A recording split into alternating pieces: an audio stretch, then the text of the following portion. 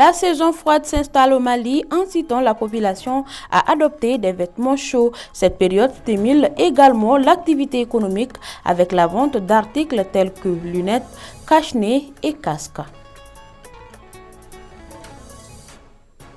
Ouverture ce jeudi à Bamako du 7e forum des femmes et jeunes filles leaders du Mali, organisé par le RENAGEM, prévu du 26 au 28 décembre 2024. Il a pour thème consolidation de la paix, cohésion sociale et réconciliation. Voilà pour le sommaire, mesdames et messieurs. Bonsoir et bienvenue dans cette édition. La saison froide s'installe progressivement au Mali, incitant la population à se munir de vêtements chauds pour affronter les basses températures. Cette période représente également une aubaine pour les commerçants qui rivalisent d'offres en proposant des articles tels que lunettes, cache-nez et masques. Bakari Kabadiakite pour les détails. Les prémices du froid se font sentir déjà dans la capitale. Les vendeurs proposent à leur niveau un large éventail d'articles liés au temps, comme les lunettes, les cache-nez et les casques de moto. Ces vendeurs se débrouillent dans leur activité. Cela fait une vingtaine d'années que je vends des casques. Les casques nous proviennent de la Chine. Mais il y a différentes qualités. Les casques ont deux normes d'utilité et ce n'est pas seulement la protection contre l'accident. En un mot, les casques protègent contre les aléas du temps.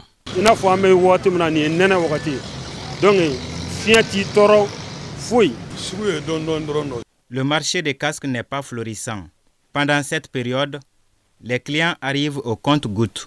Le casque ne doit pas être porté seulement pour cause du froid ou de la poussière, mais il sert d'outil de protection.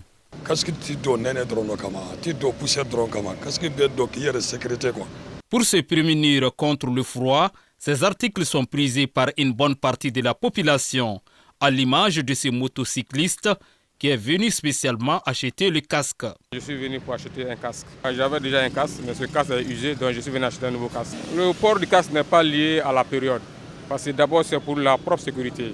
Quand vous êtes d'abord motocycliste, la première des choses pour votre propre sécurité, il faut être protégé. Et le casque c'est le moyen le plus sûr. Cap sur cet autre lieu différent du marché des casques où on retrouve ces commerçants évoluant dans la vente des masques et lunettes, contrairement à nos deux interlocuteurs qui déplorent la morosité du marché. Notre intervenant trouve que son activité tourne à hauteur de souhait. Les affaires marchent à mon niveau. Ces produits s'achètent car la population est exposée au vent. Pour la conduite de la moto, il te faut le masque et les lunettes. Pendant la saison froide, on se frotte bien les mains. La conjoncture fait que le marché de ces produits connaît un ralentissement au niveau du climat des affaires chez certains, mais d'autres arrivent à arrondir quelques sommes.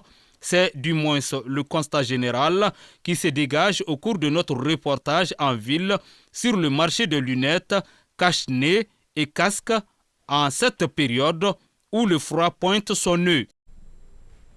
Ouverture ce jeudi au Palais des Pionniers du 7e Forum des femmes et filles leaders du Mali, organisé par le RENAGEM.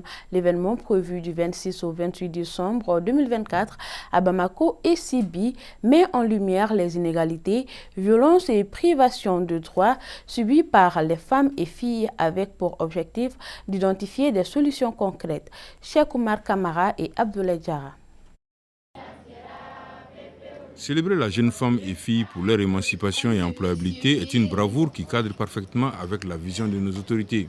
Durant 3 jours, ce forum va faire un plaidoyer en faveur de celle-ci pour le développement socio-économique, la refondation de notre pays et pour une transition réussie. Depuis 2015, le réseau national de la jeunesse du Mali, RENAGEM, organise le Forum national de jeunes filles comme un programme de plaidoyer en faveur de la femme et de la fille. Donc chaque année, on choisit un thème. Cette année, nous avons décidé de choisir le thème sur la consolidation de la paix, la cohésion sociale et la réconciliation. Donc, c'est là pour permettre à nos jeunes femmes et filles de jouer toute leur partition dans ce processus de réconciliation.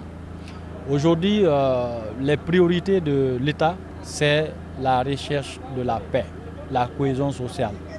L'accord a été déclaré caduc, donc aujourd'hui il faut que les Maliens se retrouvent. Il y a eu les dialogues intermaliens.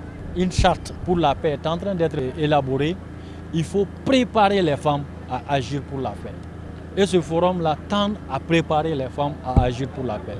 Donc voilà un peu, et le forum va être sanctionné par un appel à l'action des jeunes et des femmes leaders.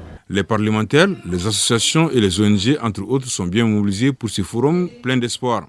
Les participants ont eu droit à des prestations de slameuses. Des attestations de reconnaissance ont été remises à 3 anciennes ministres de la promotion de la femme, de l'enfant et de la famille qui ont beaucoup soutenu les initiatives en faveur de la gente féminine. Vous avez vu comment il y a eu la mobilisation, surtout des jeunes filles, des jeunes femmes et des membres du CNT, des membres du gouvernement qui ont tous envoyé des représentants. Donc j'ai un sentiment de satisfaction parce que c'est le 7e forum comme ça et vivement le 8e. Vraiment ce forum est un forum dont le Mali a besoin, dont la jeunesse a besoin et dont spécialement les jeunes filles ont besoin pour avancer. Donc je dirais que vraiment je suis satisfaite en tant que marraine. Le message que j'ai pour les jeunes filles, c'est de leur dire de ne pas baisser la garde. Mes sentiments, c'est des sentiments de satisfaction.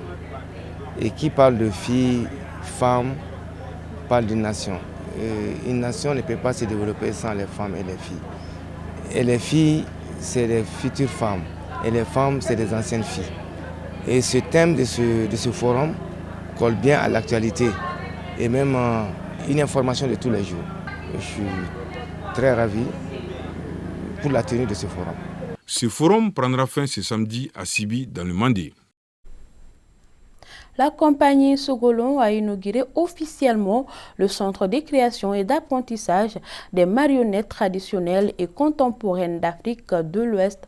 Ce centre a pour vocation de préserver et de promouvoir le riche patrimoine culturel des marionnettes, notamment les traditions d'Afrique de l'Ouest. Amadou Diallo et Fousseini Morba.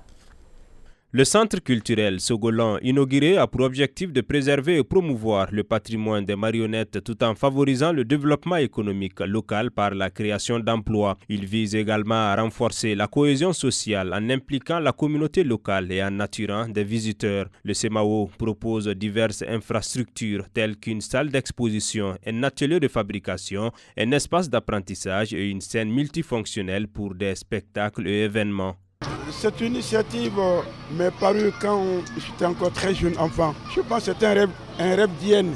Ce rêve aussi, c'est en quelque sorte rendre hommage au Mali.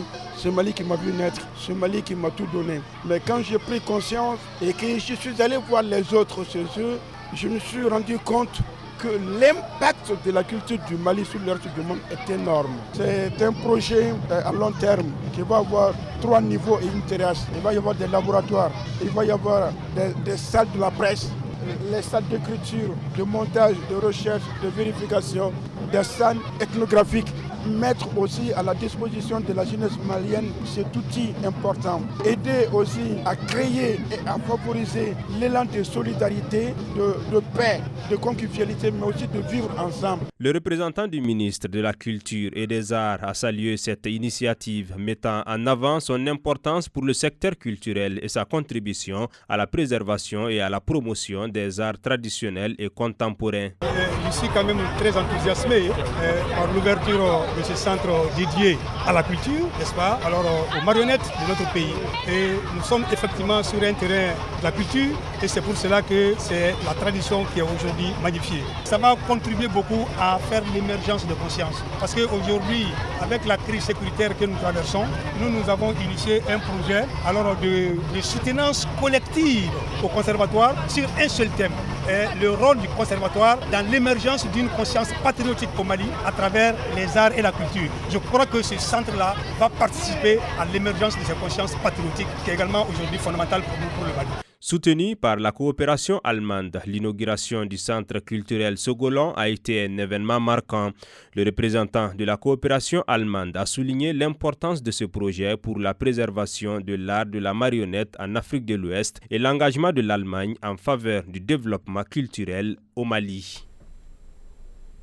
Dans le même registre, après le festival de Kouré-Malé, le cheval blanc de la musique malienne, Salif Keita, revient avec une nouvelle initiative, la première édition du festival de musique endogène du Mali, prévu du 18 au 23 février 2025 à Badougou-Djoliba.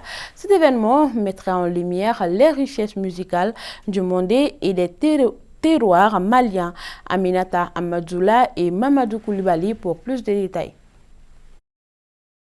Retrouver l'identité culturelle musicale perdue, c'est là à partir de Badougou-Djoliba. C'est l'objectif que vise la première édition du Festival des musiques endogènes du Mandé, organisé par le Cheval Blanc de la musique malienne. Un festival de musique traditionnelle, rien que de musique traditionnelle avec les instruments traditionnels. Parce que nous pensons que notre pays est de plus en plus en train de perdre son âme. C'est sa culture. Donc il faudrait que nous évitions à notre jeunesse de connaître ce chaos derrière. Salif, il est déjà pas très loin de la retraite, même si en musique il n'y a pas de retraite. Il est déjà pas très loin de déposer la guitare. Mais il faut qu'il apprenne aux jeunes à se connaître et à connaître leurs instruments, à connaître leur musique, pour que demain il y ait d'autres Salif dans ce pays. Donc il n'y aura que de la musique traditionnelle et avec fabrication, apprentissage d'instruments traditionnels de musique du Mandé. Pour cette grande rencontre, ce sont les pays du Mandé, à savoir le Mali et certains de ses pays limitrophes, qui sont invités à cette introspection des musiques de nos terroirs. Pour cette première, la Guinée voisine est d'emblée pays invité d'honneur. Nous avons sursis à l'organisation de la 10e édition du Festival international de Kouré-Malé. Donc, en prélude à la 2e édition, nous prenons la Guinée comme invité d'honneur à cette première édition parce que voilà un pays qui a été avec nous à cette première édition du Festival international de Kouré-Malé de bout en bout.